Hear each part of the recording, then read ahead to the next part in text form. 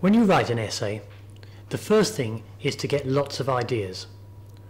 Then the second thing is to decide which ideas you're going to include and in what order.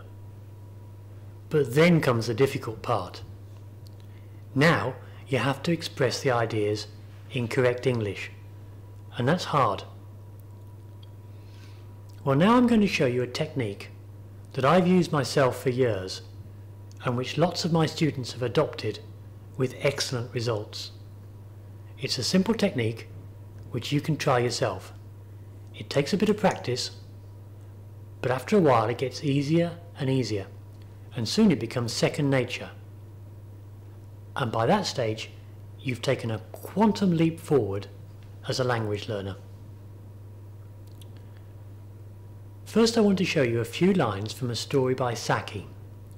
Serie is one of England's most famous short story writers. A wonderful writer, and of course a professional writer. The story is called A Holiday Task.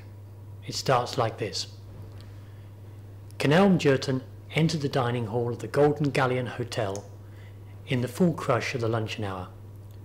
Nearly every seat was occupied, and small additional tables had been brought in, where floor space permitted, to accommodate latecomers, with the result that many of the tables were almost touching each other.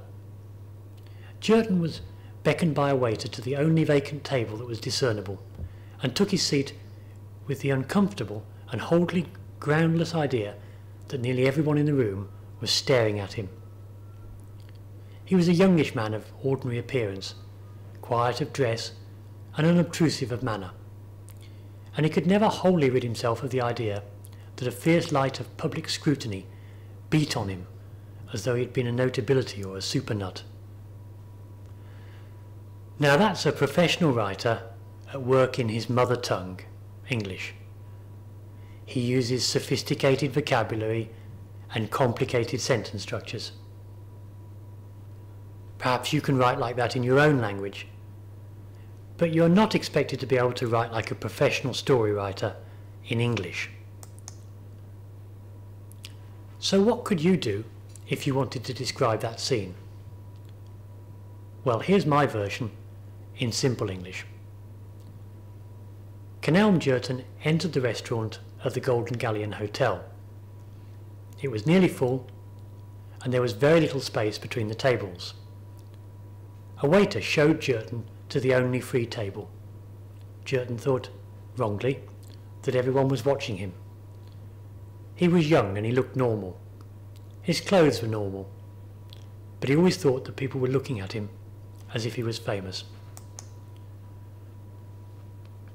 Well, that does not have the sophistication and elegance, nor the complexity and the subtlety of Serie's original. But it is a very decent paraphrase. If you were asked to write a description of a person entering a restaurant in an exam, and you wrote that, you'd be doing fine.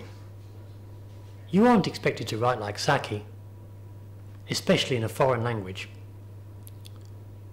And please notice how very simple the English in which it is written is. Except for waiter, all the words are amongst the 2,000 most frequently used words in English. And look how simple the grammar is.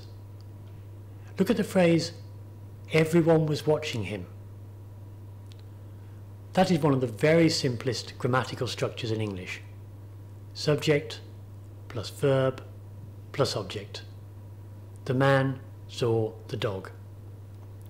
And that structure is repeated several times. Kenelm Jerton entered the restaurant. People were looking at him. A very simple grammatical structure which I know is correct. A very simple grammatical structure which you know is correct. In fact, it would be better if you could make the passage linguistically richer. You're probably good enough at English to write something that starts like this. As Jerton entered the restaurant, he noticed that it was very crowded indeed. Almost all the seats had been taken, and extra tables had been carried in, so that even more people could fit in, and so on. But you must only write English which you are sure is correct. The better your English, the more linguistically rich you can make your writing. But don't overreach. It's much better to keep it simple and avoid mistakes than to try to be clever and to end up making mistakes. And that is my point. Write English which you know is correct. When you express your thoughts in your language, you can use sophisticated vocabulary and complicated grammar because you know they are correct. Well, when you express your thoughts in English, you should use only words and structures that you know are correct. And that probably means using simpler words and structures than you use in your mother tongue. You can do this exercise yourself. Take a passage from a novel or a story, or a newspaper or a magazine, written in your language, and write a simple paraphrase. Not a translation, but a simple paraphrase of it in English. Something that expresses the general ideas in correct English. Make sure that you can guarantee that the English is correct. Imagine there is a prize, say €1,000,000, if there are no mistakes at all in English. You will want to be able to justify every word. There are sentences in English which you know are correct, and there are sentences in English which you hope are correct. In your paraphrase, you will only use sentences in English which you know are correct. Practice that technique with different kinds of writing, fiction and non-fiction, descriptions and narratives, and arguments and discussions, and you'll soon find that you can express almost any idea in simple English, which you know is correct. And that's when you'll get the top mark for your essays. Remember, the more you practice, the better you will get.